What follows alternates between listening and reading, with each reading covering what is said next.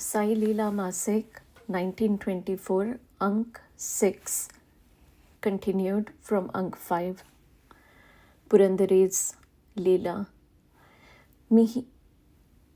मीही घेतले तेव्हा श्री म्हणाले, कोण कोण आले? पोरसोर आणले का? होय. बरे, आता 2-4 रोज राहणार का जाणार? मी म्हणले, आपण ठेवाल तितके दिवस राहू, मग जाऊ. त्यावर बाबा म्हणाले, बरे, आता दक्षिणा दे, आणखी मग पाहून घेऊ. इतक्यात आरती सुरू झाली. मग आरती आटोपली व सर्वत्रांना उदी दिली व मला म्हणाले, पहा, भडवा आला. जेवढा त्याला तळमळ लागली. असो, मग सर्वत्रांना वाड्यात जाण्याची परवानगी मिळाली. आम्ही सर्वजण जाऊन जेवण्याची तयारी करतो. तोच श्री राधाकृष्ण आईने अगोदरच तजवीज लावून ठेवली होतीच. त्यांनी आम्हाला म्हणले की आता जेवून घ्या व नंतर झाडांची व्यवस्था तुझ्या आईला विचारून करून घे, नाहीतर झाडे व कुंड्या सुकून जातील. मग आम्ही जेवून नंतर मी श्रीकडे जाऊन श्रीला परवानगी विचारणार. इतक्यात श्रीने नरसिंह अवतार धारण केला होता. मी सभामंडपात उभा राहिलो. सुमारे पाऊण तासाने वर जाऊन चरणी मस्तक ठेवून विचारले की बाबा, झाडे आणली आहेत, ती लावू का आता?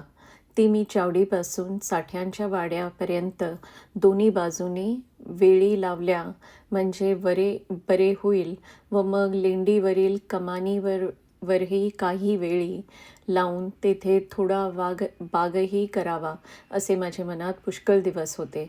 कारण येथे फुलांचा फार अभाव असतो. परंतु आपल्या कृपेने पुष्कळच सोपे चांगले सुवासिक मिळाले आहेत. तरी तेवढी आपण माझी अनाथाची इच्छा पूर्ण करून लावण्यास आज्ञा द्यावी व ती चांगल्या रीतीने वाढवून त्याला लवकरच फुले येऊ द्या, इतकीच आपल्या चरणापाशी माझी गरिबाची प्रार्थना आहे. त्यावर बाबा मला म्हणाले, मला झाडबीड काही लागत नाही. तू आपल्या घरी चांगला बाग कर व तुझ्या रांडेला फुले देत जा. सारांश, मजवर फारच रागावून उठले व म्हणाले, माझ्या अंगावर माणसे घालतो. चावडी खांडली, मशिदी खांडून गुलामाने सर्व पैका नेला आणि मला बागाच्या गोष्टी सांगतो. याद राख, माझी बरोबरी करू नकोस. तुला गावाबाहेर हाकून देतो आणि तुझ्या रांडेला पोरा सोरा सुद्धा हाकून देतो. रात दिसा माझ्या पाठी लागतो. मी तुझ्या बापाचे काय खाल्ले आहे? मला धड कोणी कोरभर भाकरी हे देत नाही. असो, कोणी दिलं व न दिलं वा अल्लाह है. मी म्हणले, बाबा, झाडे सुकून चालली. त्यावर बाबा म्हणाले, फेकून दे. व मग त्यावर तिसरे दिवशी रात्री सुमारे 8च्या सुमारास मला महादूस बोलावे पाठविले व यावेळी मी श्री राधाकृष्णबाई कडेच होतो. महादू आला व मला बोलला, पुरंदरे, तुम्हाला बाबा बोलावितात. मी म्हणलो, सकाळी येईन. आता रात्रीचे कोणी मशिदीत जात नाही, मग मी कशाला येऊ? तो परत जाऊन त्याने श्रीस तसे सांगितले. त्यावर श्री म्हणाले, जाय, त्याला गांडीत हात घालून घेऊन ये. त्याने पुन्हा येऊन मला सांगितलेला निरोप दिला. त्यावर श्री राधाकृष्ण आई म्हणाल्या, जा ताई, तू असे काय करतेस? तुझ्याकरिता तुझी आई सारखी रात्रंदिवस तळमळत असते आणि तुला रागवतात त्याचे काय वाईट वाटते? तू रडू नकोस. तुझी आई तुझी झाडे मरू देणार नाही. जरी सुकून गेली तरी ती देखील रुजवून तूच त्या सर्व वेळीची फुले पाहशील व सर्वत्रांना तुझी आठवण कायम राहील. जा, तू नको म्हणू नकोस. एवढ्या रात्रीस तुला बोलवले आहे तेव्हा काहीतरी चांगलेच आहे. जा. मी जाऊन पायरीखाली उभा राहिलो. त्यावेळी दादासाहेब केलकर बसलेले होतेच. त्यावेळी बाबा म्हणाले, "ये भाऊ, वर ये, रडू नकोस. मी काय तुझे केले? तू माझ्या पाठीस का लागतोस? ये. मी तुला काय कमी केले आहेत? तुला मस्त देईन. अल्ला तुला 7 समुद्र भरून देईल.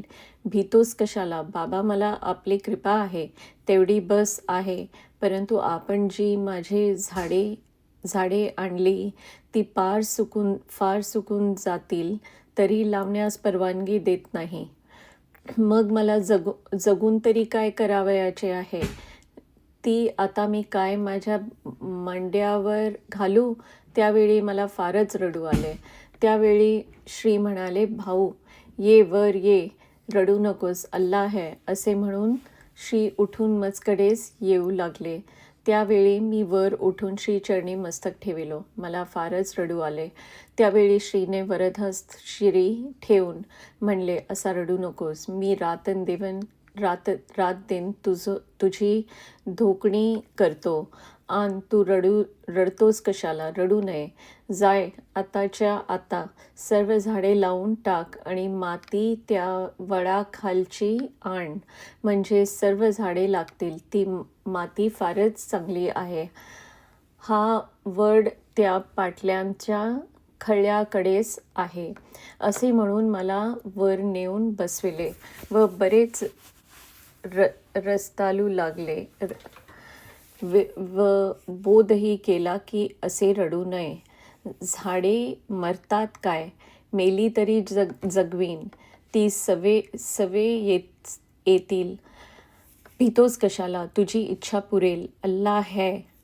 हां, जाय आता, उदी घे, उशीर करू नको. सकाळी झाडे लागायची नाही बरं का." असे म्हणून भाली उदी लावून मस्तकी वरदहस्त ठेविला.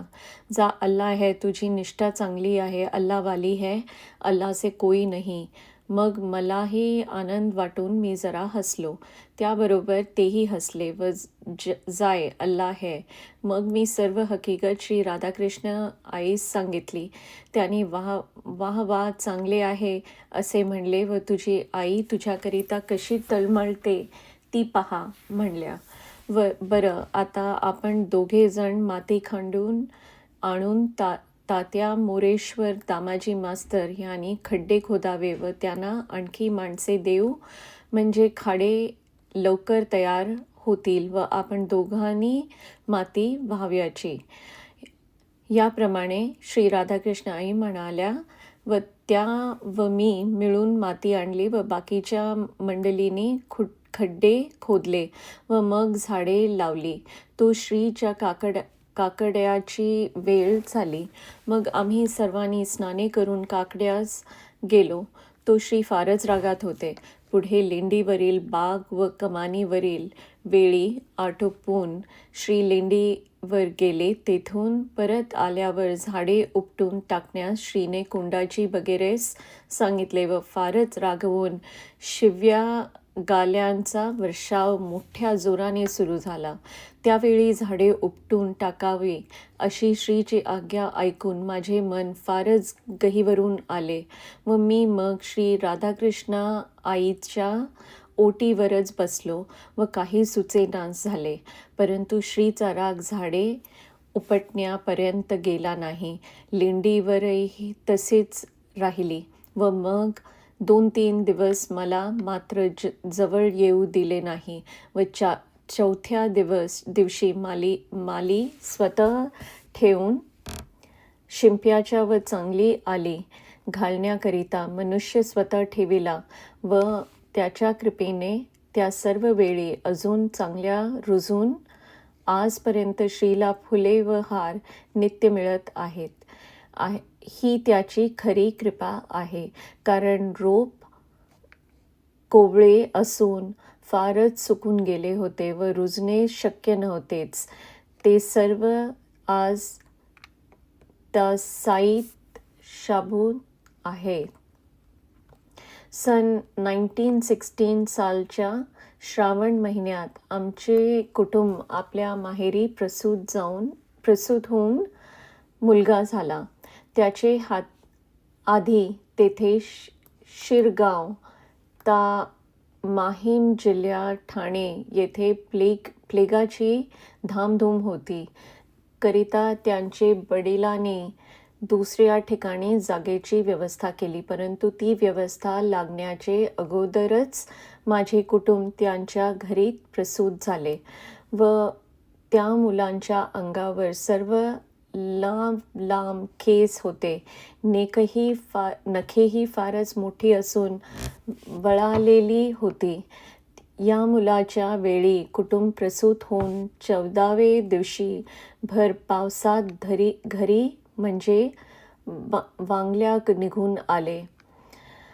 त्यावेळी त्यांच्या वडिलांनी त्यांना वांद्र्यास जाण्याबद्दल पुष्कळ सांगितले, कारण त्यावेळी त्यांना थोडेसे वायूचे चिन्ह दिसत होते. परंतु त्यांनी ते न जुमानून वांद्र्यास निघून आल्या व दुसऱ्या दिवशी त्यांना वायूचे मान जास्त होऊन जीभ दाताखाली येऊ लागली. मी तसाच वांद्र्याचे असिस्टंट सर्जन डॉक्टर खांडावाले याला आणून तिला दाखविले. तेही फार घाबरले व चिन्ह ठीक नाही असे म्हणले. अस्तु दवा पाणी चालू केले तरी फरक नाही. मला त्यांनी त्यांच्या दवाखान्यात तिला ठेवण्याबद्दल पुष्कळ आग्रह केला, परंतु मी मानले नाही, कारण श्री समर्थ आज्ञा तेथेच राहण्याबद्दल होती.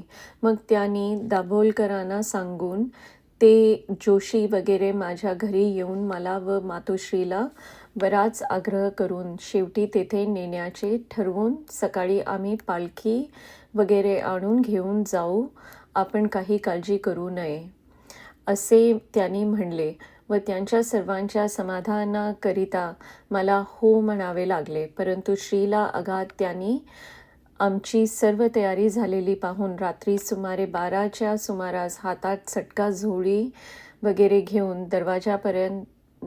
दरवाजावर धक्का मारून आत आले असा मला भास झाला. ते अगदी नरसिंह अवतार धारण करून आले. ते मला मारायला येऊन नित्याची पुष्टवृष्टी बरीच केली व तसेच आत जाऊन वतीस गरम उदी लावली. त्यावेळी त्या मोठ्याने ओरडत उठल्या. माझे कपाळास श्री बाबांनी गरम गरम उदी लावली, त्यामुळे माझे कपाळाची व अंगाची अगदी आग झाली आहे. उठा, बाबा उशापाशी उभे आहेत. आता तुम्ही घाबरू नका, मी बरी होईन.